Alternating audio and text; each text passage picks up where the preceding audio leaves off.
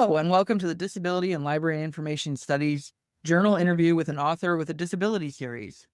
Here at DisLIS, we focus on disability and librarianship, which includes the authors and books we love.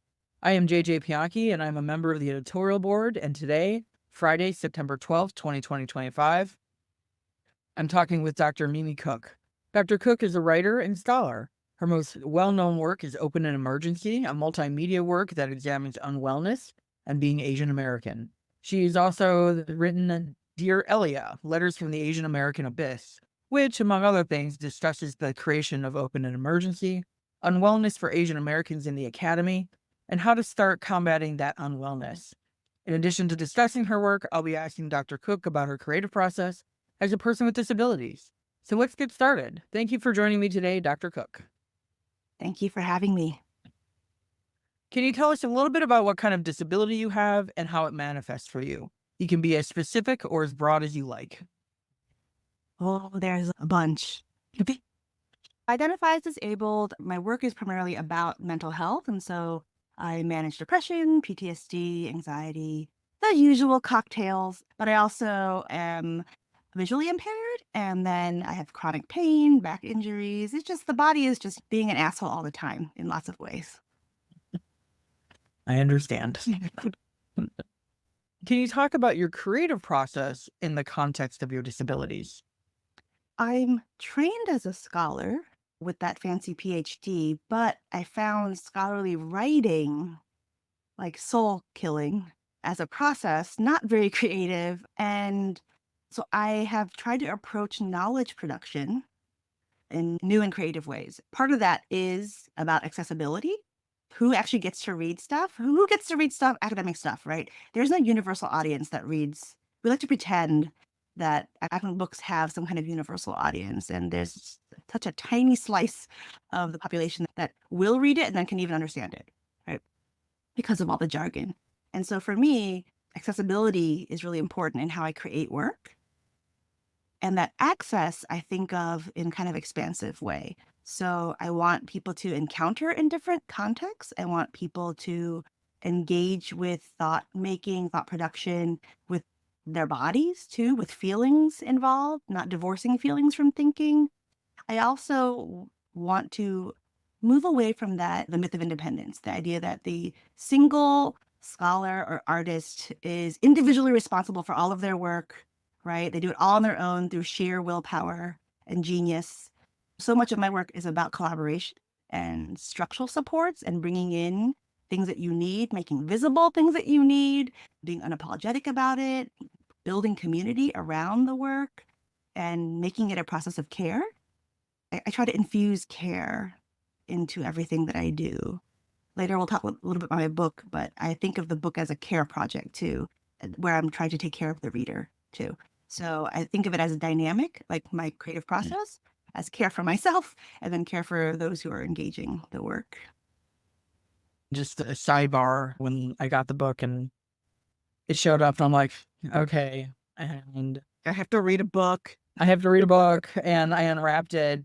And one of the first things that I do, especially when I see in the text block that it's multicolored, You're like, what are those? what are those pages? And so I just started flipping through the book and, oh, there's some type of writing exercises here.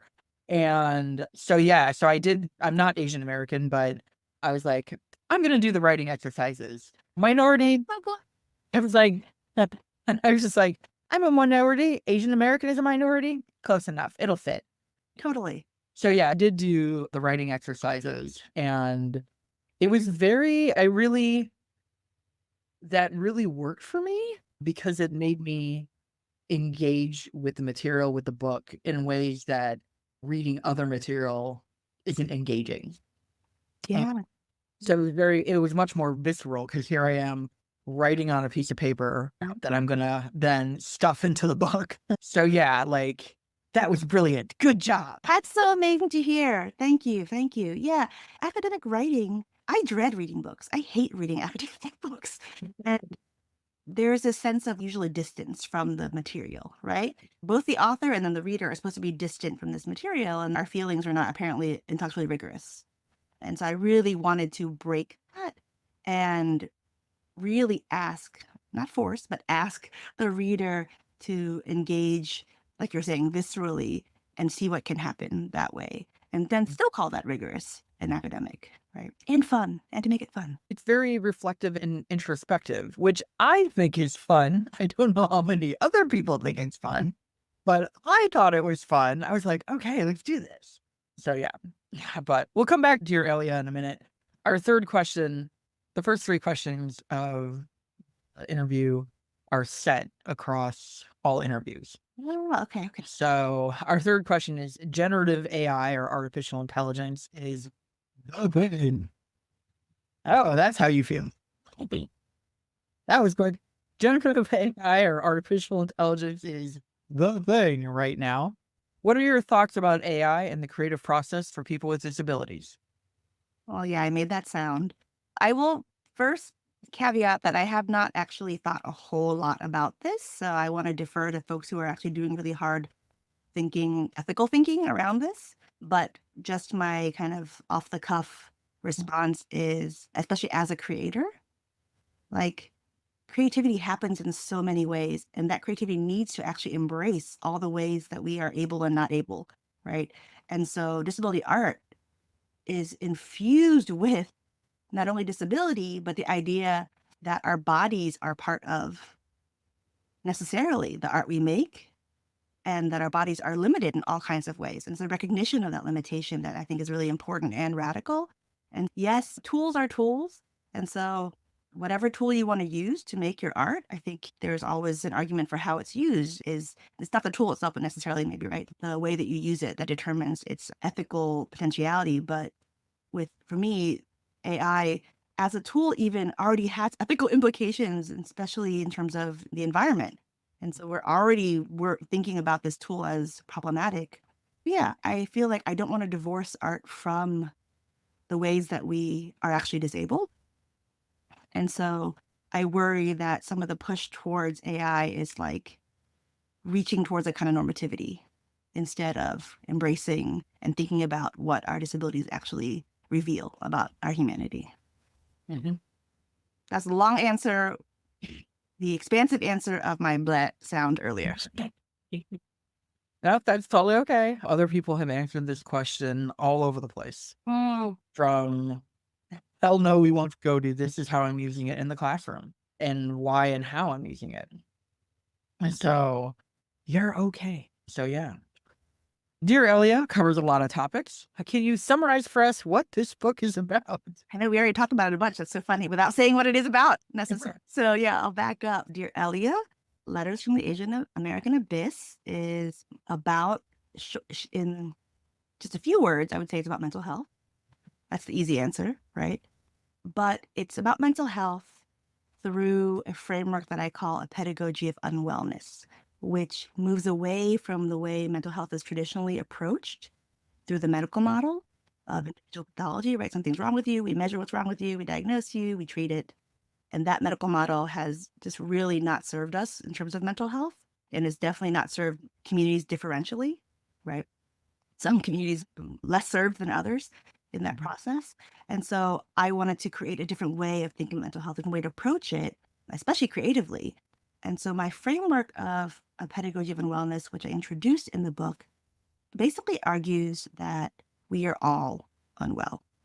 We are all differentially unwell, meaning we all have relationships to enabling and disabling structures around us, right? That our mental health is related to a context of structures that we are in and not simply an individual medical problem, right? And therefore, if our mental health and unwellness has a larger social, cultural, historical context, then anything to address our unwellness needs to actually address those larger structures beyond just medical and beyond like talk therapy, which I love talk therapy.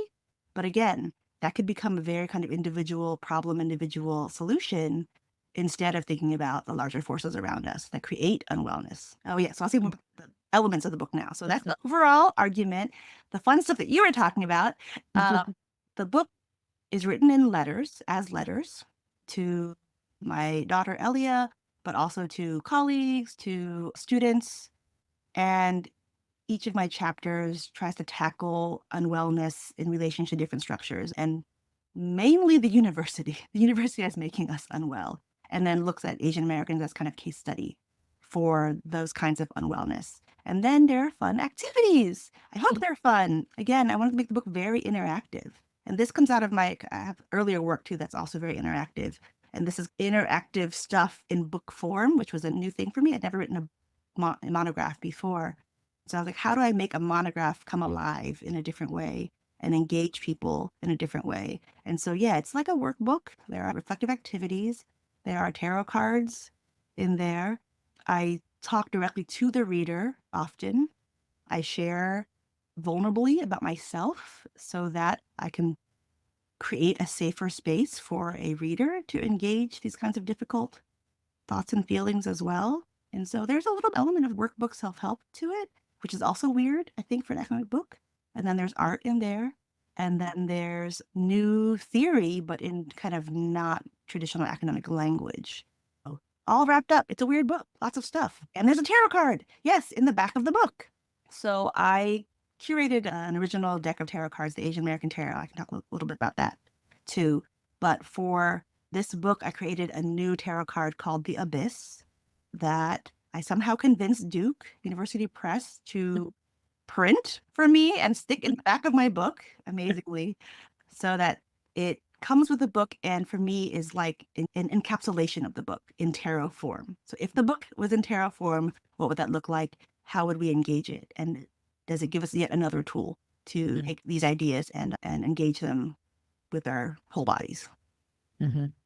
I loved that the book had some workbook feel, but I'm a workbook person. Like I'm one of those people who is all like school. So I recognize that is not most people, but it really doing the workbook stuff and also like thinking about the tarot card and then the fact that there was a tarot card. Also toward the middle of the book, there are several colored plates that look at other tarot cards.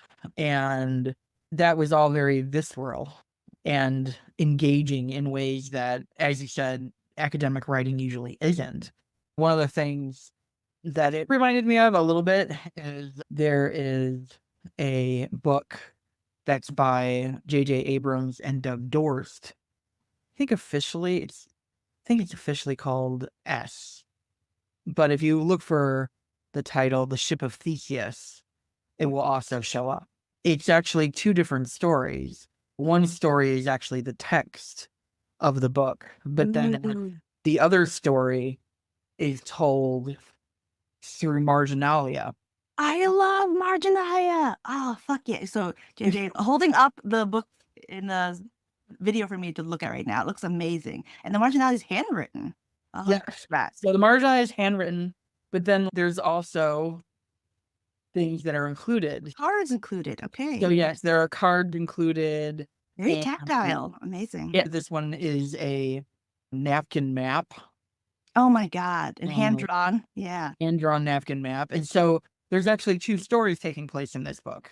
The story of the text, but then also the story of the two readers who are passing the book back and forth because it's a library book. Okay. Oh, big. Amazing. It's not quite the same as Dear Elia, as your book, but like it has some elements of that. Yeah. Formally, it is trying to do some other stuff that, vibes with what I'm trying to do. And actually, I would say that not only is my stuff eclectic formally, but if you're a footnote reader, then you might notice there is also a little sub-story that happens throughout the footnotes. They're not traditional academic citation footnotes. Some of them are.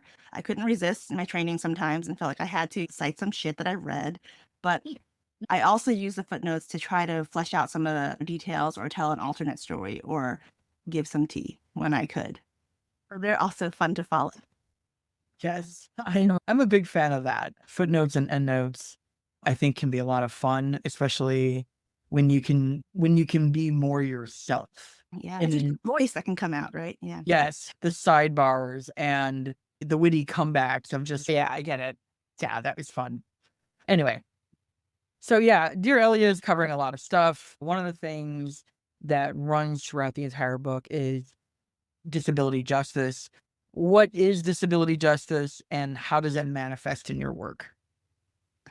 Disability justice and disability studies, which are not the same thing, but they are related, shows up in my work in that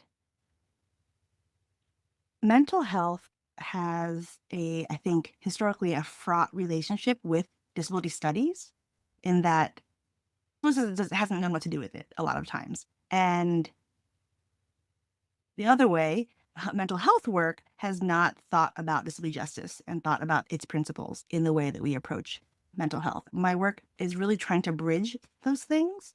In terms of defining disability justice, I'm a big fan of Sims Invalid's 10 principles of disability justice.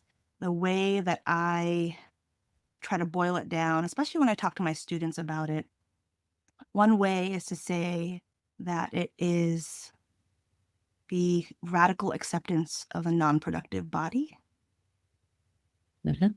because so much of ableism is about a kind of normative standard, right, of productivity that our bodies are supposed to be able to achieve and produce. And that is what our value is tied to. So for me, disability justice is valuing ourselves outside of productivity, valuing each other outside of productivity, and all the ways that manifest structurally. And so in a book about mental health and that highlights student mental health in particular, getting students and professors to not value students or judge students or evaluate students based on productivity and achievement is a huge leap, I think, for a lot of people. But that's what it looks like for me to apply disability justice to these areas of the university that we don't normally actually think of as spaces that maybe study disability in disability studies, but don't actually enact certain kinds of acceptance, inclusion, and structures of support and care. Because disability justice is also, I guess my favorite principle would be interdependence, right, from that list, meaning the rejection of the myth of independence, the idea that we actually we need each other, all need structures. We invisibilize the structures that we need to pretend that we don't need anything, to pretend that we're independent. Some people are more able to do that than others. Mhm. Some people's needs are more apparent and therefore there's something wrong with them. And so really leaning into interdependence is what my book is about too. Being unapologetic about needing each other, needing things, and then from there, trying to build the things that we need. And for mental health, something that to say, if you get nothing else out of my book, the one thing I want people to get is, how do we create spaces where unwellness is not penalized, Mhm. where you're not punished for not meeting normative expectations, right? And so that is for me the core of what ableism is, and then therefore what disability justice is. Dismantle ableism means to create spaces where we do not punish people around us or ourselves for bodies and minds that do not meet these kind of normative expectations. Mhm. Chapter 5 talks about teaching during the pandemic. Can you talk a little bit about how you applied disability justice principles during the chaos of Yeah. pandemic teaching? Pandemic teaching it's actually wild not thinking back. People like to pretend we're not in a pandemic anymore. So we've overcome the pandemic. But what I realized at the beginning of the pandemic, so I write about this in the book. I share the story of kind of my pedagogical journey through the pandemic.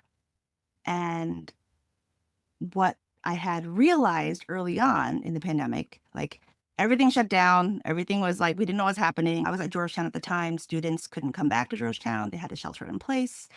We were in a kind of heightened state of acute crisis that was like now national level, right? So everyone recognized there was some kind of crisis. And because of that, certain kinds of things opened up. And for me, as I was pivoting, my colleagues were pivoting to try to shift our syllabi in the middle of the semester. How do we deal with this disruption? How do we create instructional continuity? I hate that word, right? As if that's the most important thing right now, as people are dying, right? That we have instructional continuity. It became very clear to me that my original syllabus had not built in a capacity for thinking about crisis in these ways. Obviously, I cannot predict a pandemic, but I realize students are in crisis all the time. I'm in crisis all the fucking time. There's bad shit happening in our lives all the time. And what does it look like then to build a class that actually expects that? That actually takes it into account and tries to care for each other through these crises instead of pretending that we're all well, we're all okay. I call that compulsory wellness, right? The pressure to pretend that we're all okay because not being okay is somehow it's a value, right? Something's wrong with you if you're not okay. You don't have your shit together. You're not strong enough. You're not resilient. I also hate that word. And that just made me change my teaching completely when I realized that, wait, I probably should have been thinking about unwellness needs crisis even before the pandemic. And so in the pandemic, I threw out my syllabus. I tried to figure out what do my students need right now. I sent out like a Google form to figure out how are they doing? Where are they fucking living? I don't even know where they are because we had to shelter in place.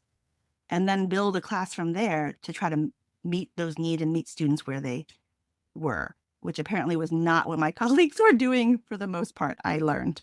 And then since then, I've iterated my teaching based on that. Even as we've sort of, people think we're out of a crisis moment, I've tried to keep reflecting on my teaching to make sure that, like I said, my classroom does not punish unwellness. How can I make sure that my classroom doesn't do that? How do I make sure my policies don't do that?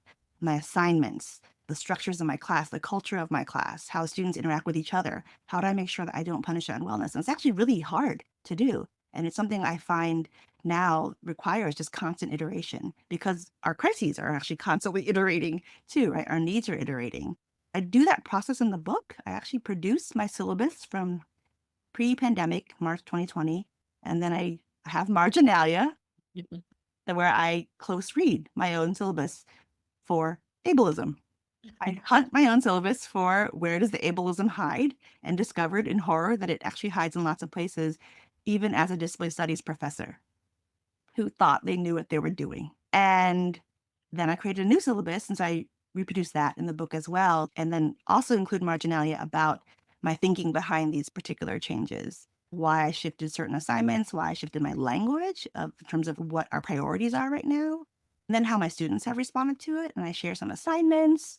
Obviously, it's not going to work for every classroom, but what I was hoping to do is to show very vulnerably and openly, transparently, a process of pedagogical reflection and innovation and striving towards a different kind of classroom that actually is centered around care and provides care. While you're talking about, oh, there's actually a lot of ableism buried in my syllabus that I didn't know was there. It reminded me a lot of Dr. Anthony Abraham Jack. He has a TED Talk, but his book is The Privileged Poor: How Elite Colleges Are Failing Disadvantaged Students. And basically, he did a study of, I believe, BIPOC students at, I don't remember if it was Harvard or Yale, but One of those. yeah. And reading his book was eye-opening because he talks about, here you have a rock star student of color coming from a disadvantaged background, and now it's spring break and all the dorms have closed down, and all the students that are not disadvantaged are skiing in the Alps or going to the Caribbean and getting drunk or whatever. And so what happens to these students that maybe either don't have the money to go home or where home is not safe? What do they do for that week when there's no food available because dorms are closed and there's no open access to the cafeterias? And how is that fair? Yeah. How are And applying the same policies to these students who don't have food to the students who are on vacation happily and easily? yeah, Like, we think fairness is the same for everybody, but that's actually the way to ensure unfairness because people have different needs. yep, absolutely. And he talks about how the students find ways around it. So one of my favorite, and also like favorite because it's also so horrifying, is a female student basically lined up Tinder dates for the whole week on the presumption that the man pays, Food.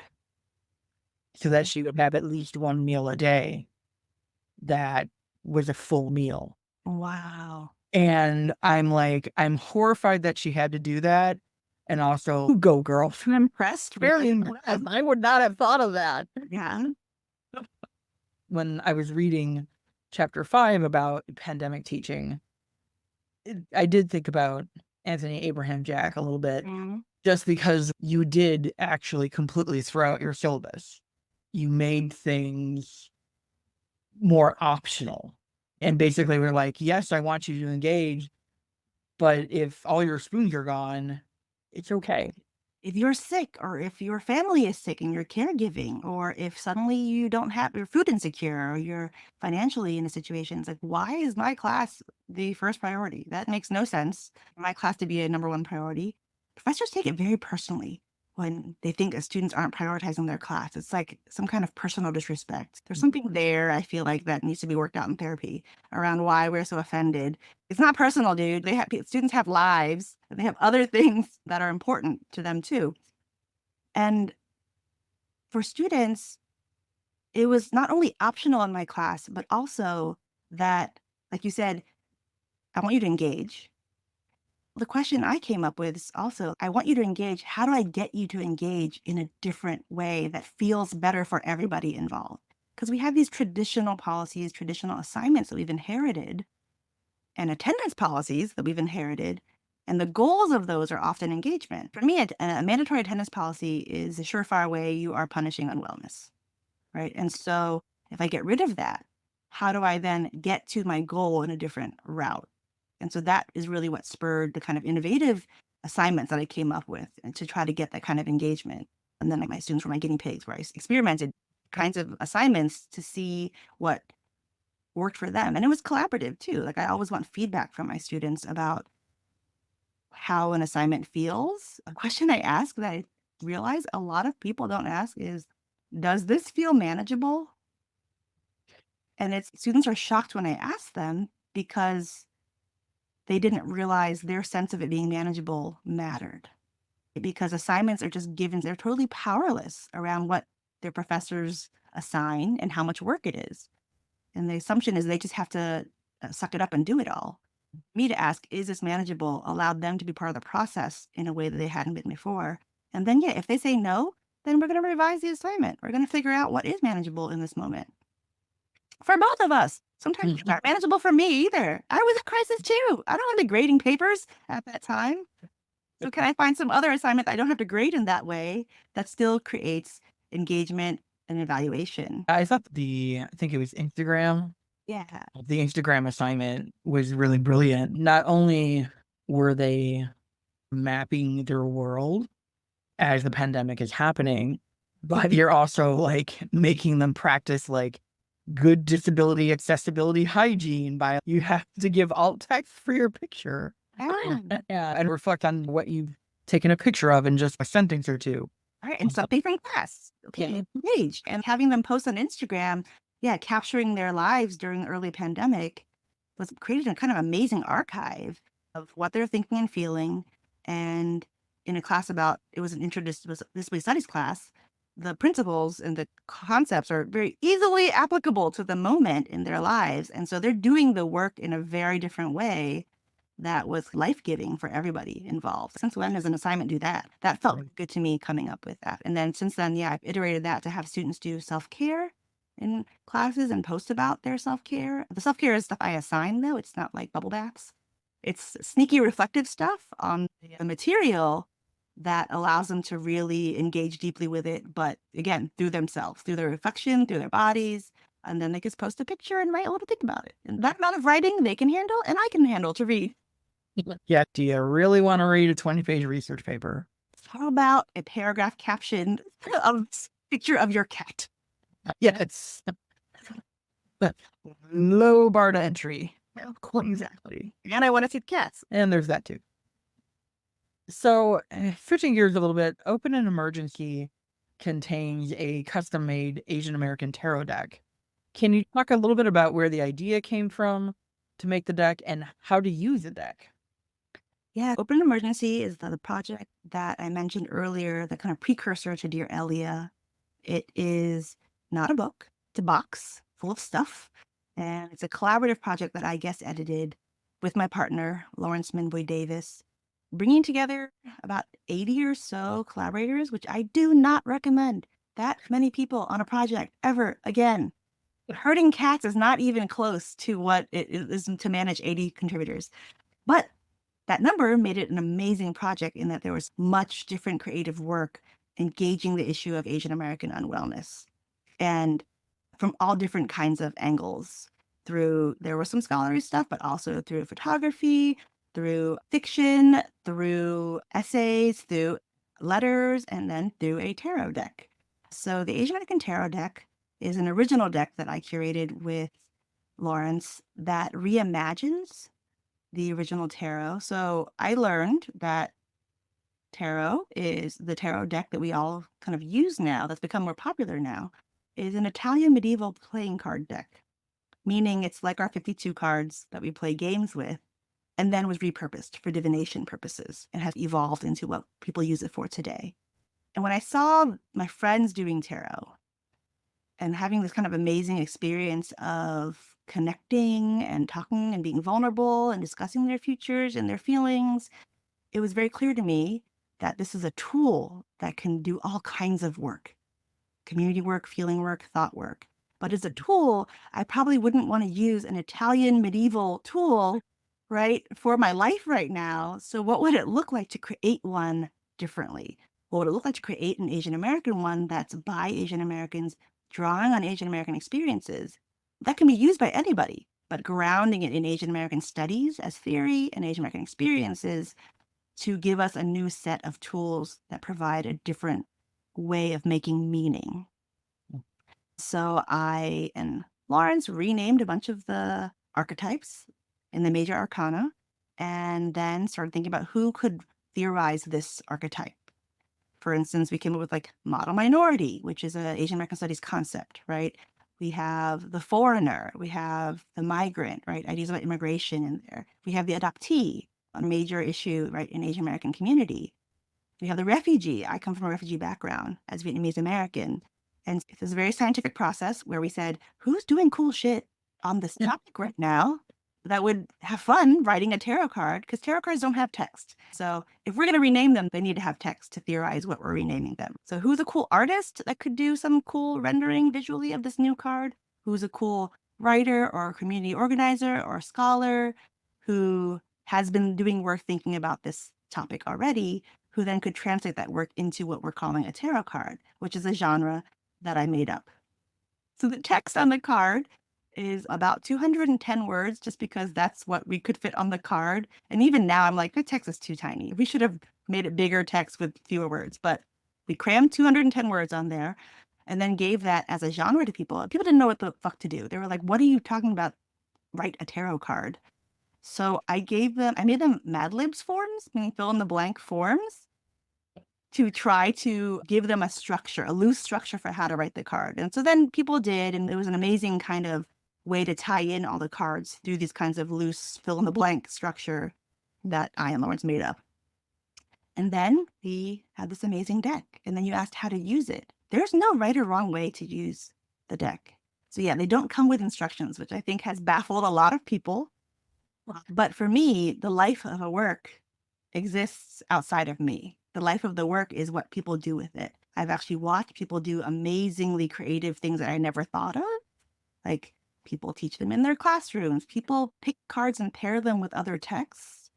People have their students draw cards and then think about how that affects them or connect to some other concept in class. I have a friend who's a poet who says that every morning he draws one just to ground himself and think about what concept in this card is going to help me think about my day today. I have friends who do readings for each other regularly with the cards. I have therapists who use the cards in their sessions, which blew my mind.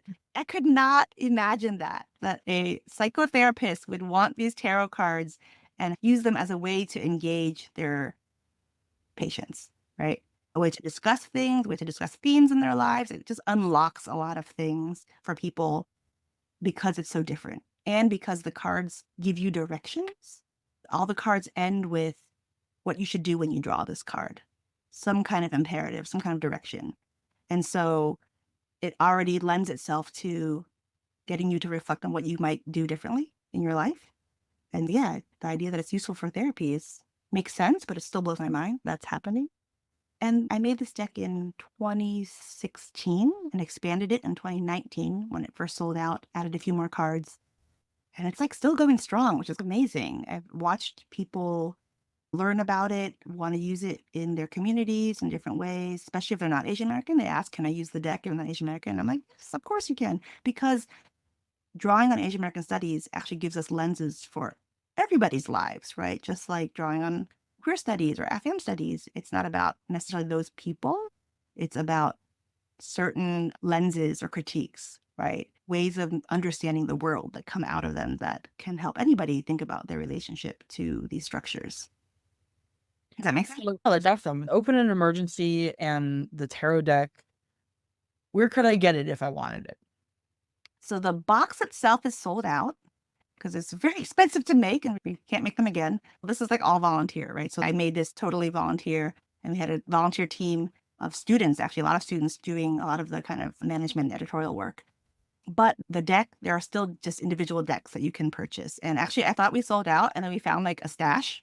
Like we found a stash in like the basement, and so now they're still available. There's maybe like 1,000 decks left or something like that. And so if you go onto AALR Mag, that's Asian American Literary Review, is the journal that published the issue. And so if you go to the website, then you can still order some tarot decks there. Yeah. Might have to go find a tarot deck. Oh my God, I'll totally send you one. I'm pretty stoked. Like, I was really super excited by the Right. tarot card that came with the book. Yeah. Oh, But I also made everything open access last year. So everything's available digitally. So you can okay. see all the pieces of Open Emergency online. You can get to it from my website. You can see all the tarot cards online as well, both image and text.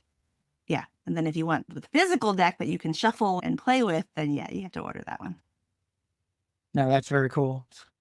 So what's next for you? These projects were happening just before the pandemic and during the pandemic, and now we're in 2025. As we said, theoretically, big quotes, the pandemic is over. And we know it's not. But what are you working on now?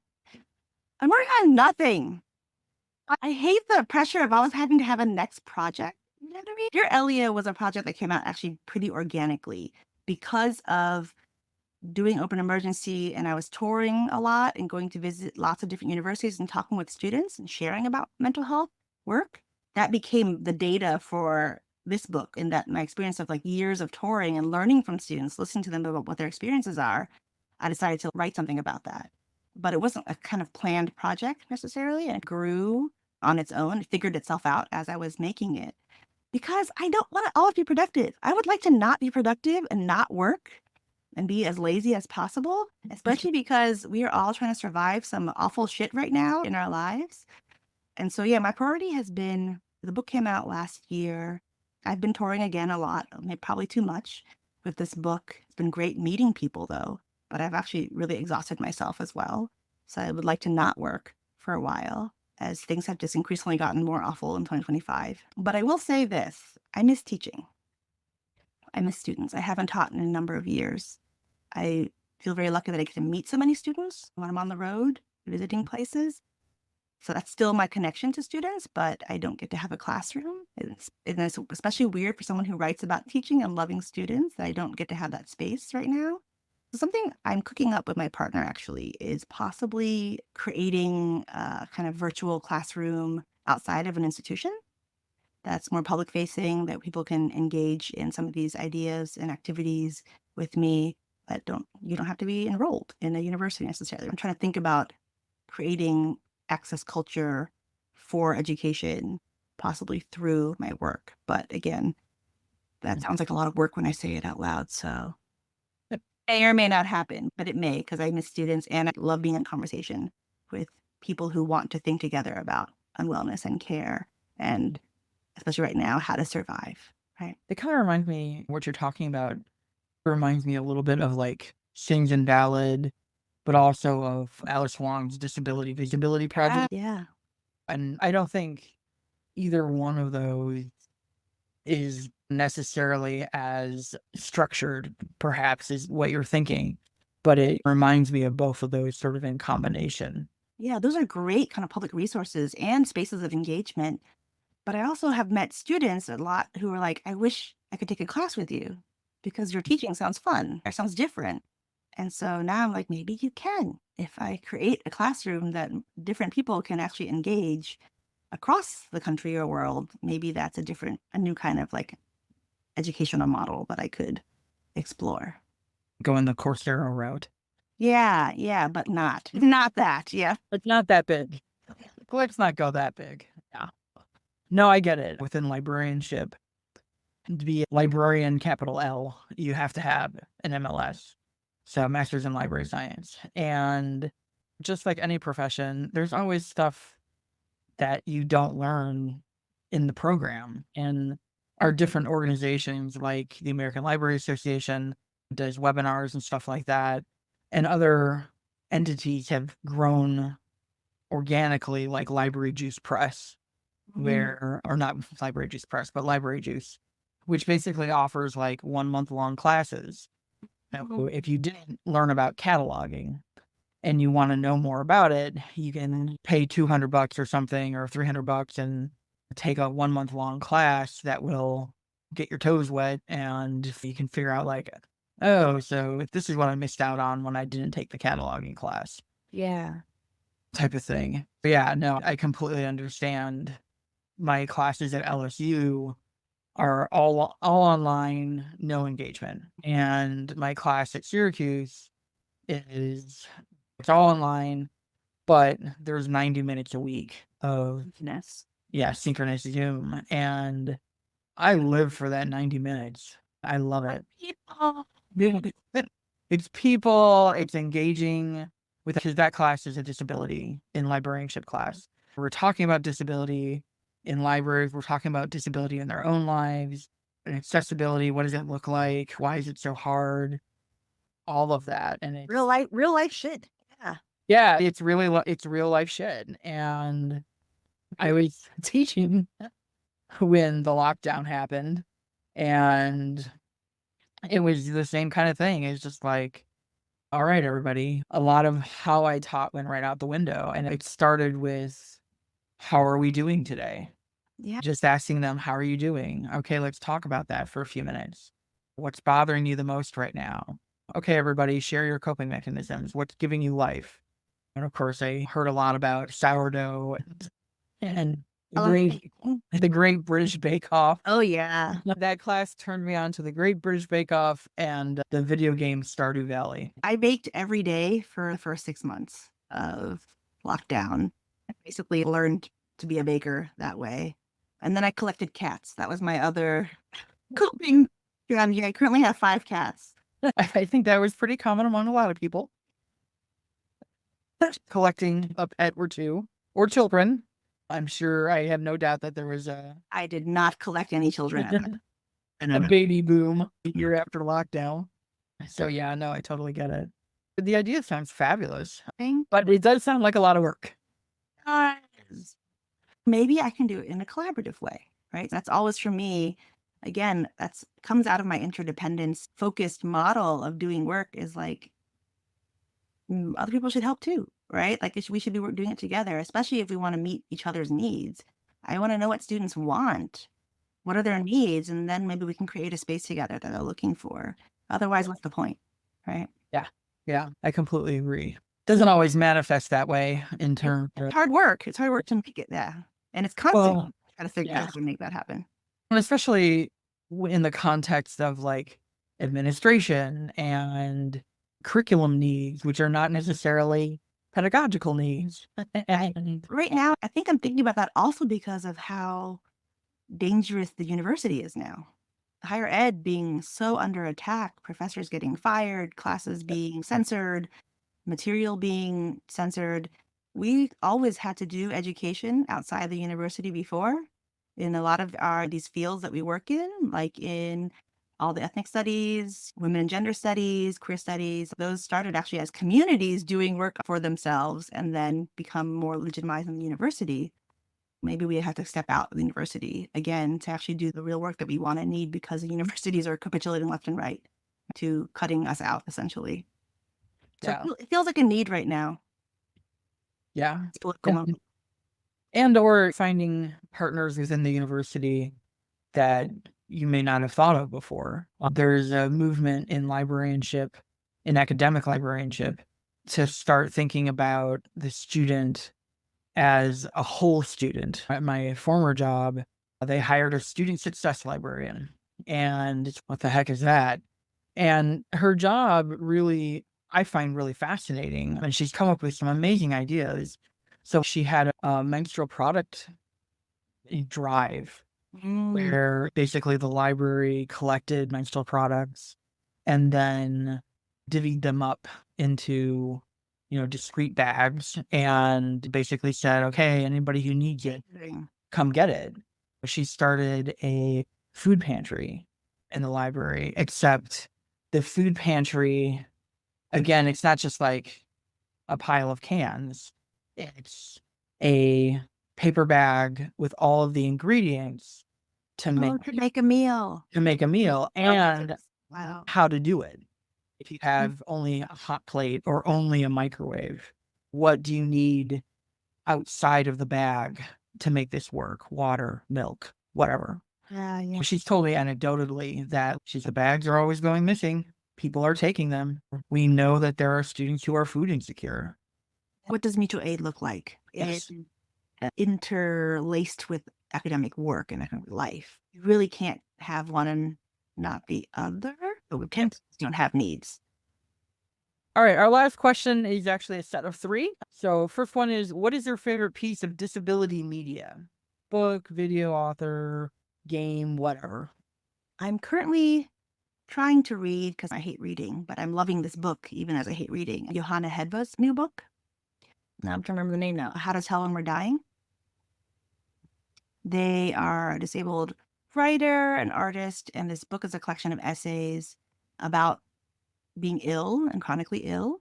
And they just do a really amazing job of explaining disability theory in like the most accessible and like personal way. So I find their work really eye-opening and really helpful.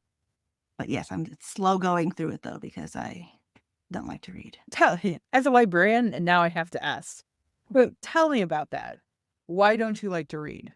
Oh, okay. So I should back this up. I am reading right now, but what I'm reading is romance and romantasy all the time right now. It's academic books and worky work stuff that I have trouble with.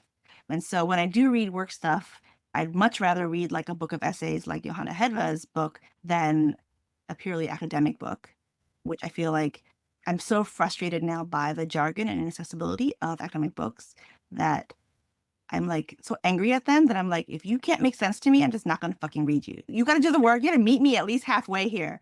I feel so uncared for by this text to read it. Because my book, I like, as a process, I have tried to think about how do I care for the reader as they're reading? How do I meet them in the middle?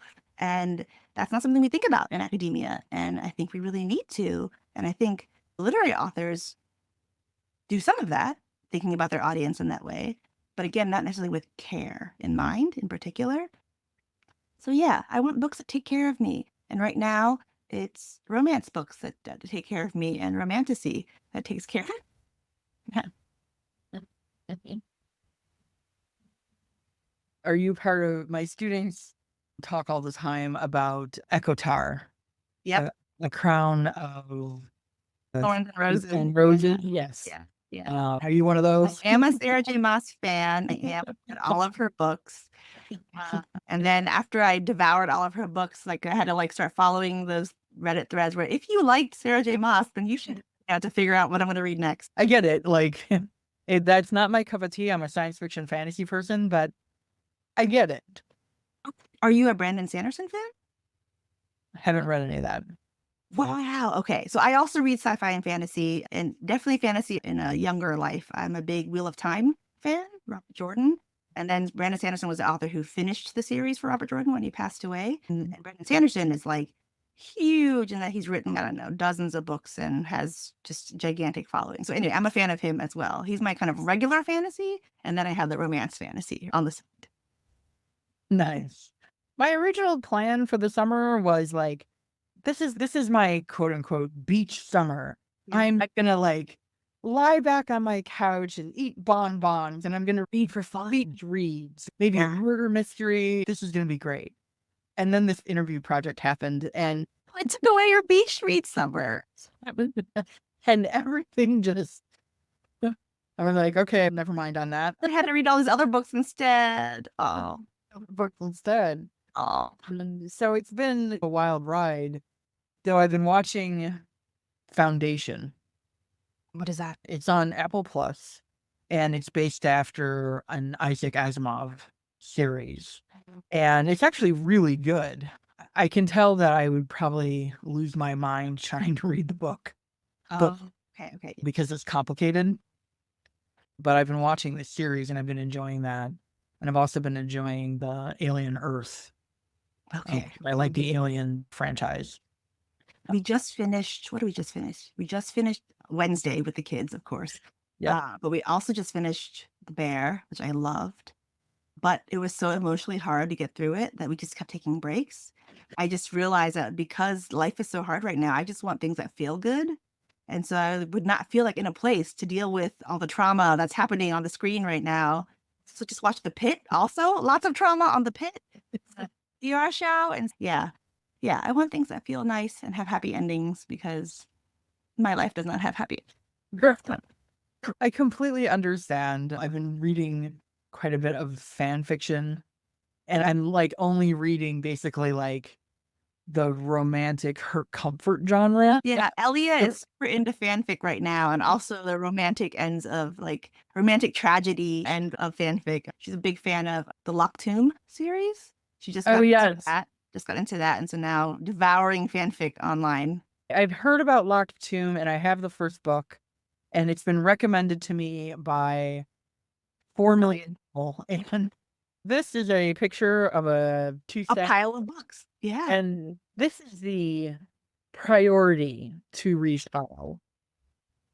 But there are other piles of books that are not as high priority. Those are second, third, fourth tier. This is the first tier priority. Ellie has been obsessed with Locked Tomb, but I couldn't bring myself to read it. And so I'm making her just tell me the story. So we've been spending a few weeks now where she just narrates chapter by chapter what's should be really nice. It's an activity. Full circle, right? I was asking about why you don't like to read. And then I was thinking again about librarian and accessibility. I was like, a structural issue, like you don't like to read the paper version. There's ebooks. You mentioned a visual disability.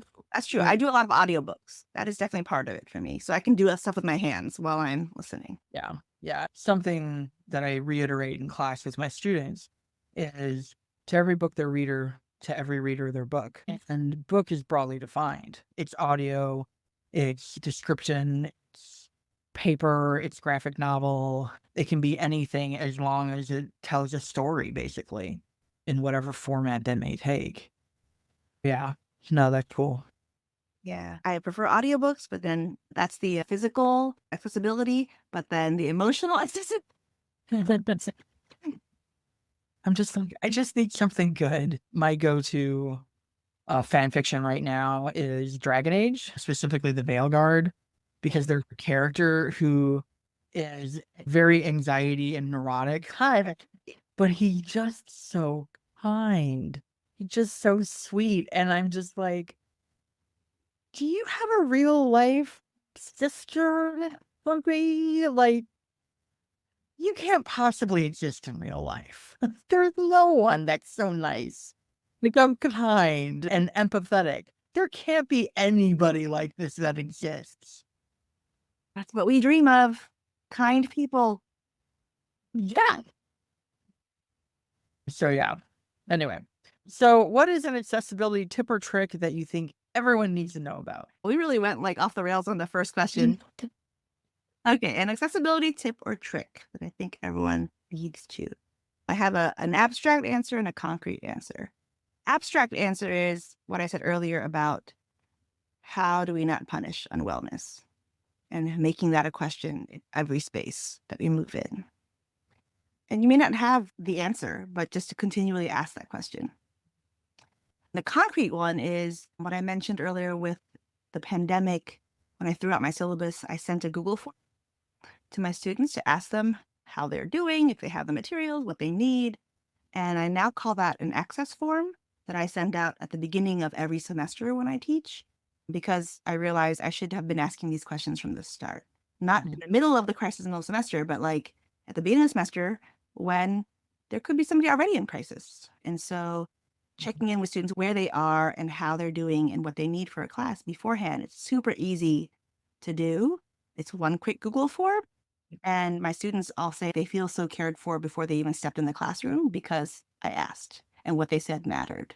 I call them structures of care. So it's not just individual care like me providing emotional support. I can't do that for every student. That's way too much.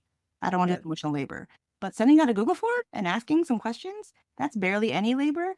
And it actually provides care to students. So that's a trick for any educators or actually even any other space, any kind of programming people do or events you organize, like asking people in advance. Yeah, I wholeheartedly agree with that. I don't ask the specific questions at the beginning of the semester about what do you need, but I tell my students things like, I will always give you an extension. You don't have to give me a reason. All you have to do is email me before the due date, and you will get an automatic extension for a day and a half. And if you need more than that, you have to just talk to me. Like, so I automatically build in. That's a structure of care, right? Yeah. That's a policy, right? A structure of care, not just individual emotional labor.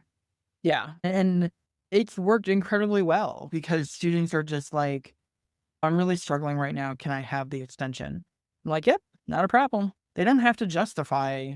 I don't want to force students to have to perform their trauma to convince me that it's deserves the extension they're asking for. It's awful that we put them through that. Yeah. They need it. They need it. It doesn't matter what the reason is. Yeah. The only time I personally may want to know more is if they're asking for a week. Yeah, You know? that sounds like maybe a bigger crisis is happening. So maybe a larger conversation about. Oh, now listen, do you need resources? Yeah. Do you need me to point you to some things? Again, like I was thinking about compassion, empathy, care, especially with the pandemic. As I've become more disabled and I've had to rely on other people for things like taking out my trash and bringing in the mail because I basically can't leave my apartment. Like, it's really been driven home, like how much of that interdependence and asking and committing to care and mutual aid. So yeah, it's been a journey. Yeah. Yeah. Okay, last question. If your disability or disabilities were a song, what would it be? One of my favorite songs is from the Lego movie. And it is Everything's Not Awesome. Yes. Because everything's not awesome. Everything is awful. And we like to pretend that it's not because we think that we get punished if we say that it is. And so that's my anthem in life is be visibly feeling things and admitting that things are hard because that helps other people admit things are hard too. Yeah. It helps destigmatize mental health. Exactly. I understand completely. And of course, I love that it's from the Lego movie. I actually have Lego sets everywhere. I have a lot of Star Wars Legos. And then I also Me have. too. My son is a big Star Wars Lego fan and he makes stop motion videos using them. It's really amazing. But we have a half-finished Death Star. It's not finished and the keys put it aside. I'm like, dude, it's a Death Star. You have to finish the Death Star. So it's been years. Anyway, Dr. Cook, thank you so much for agreeing to be interviewed. This has been a lot of fun. I hope you enjoyed the interview, and I look forward to seeing more of your work. Thank you so much. It was super fun. Thank you for having me. And honestly, I think we could just keep talking a long time. So we should stop.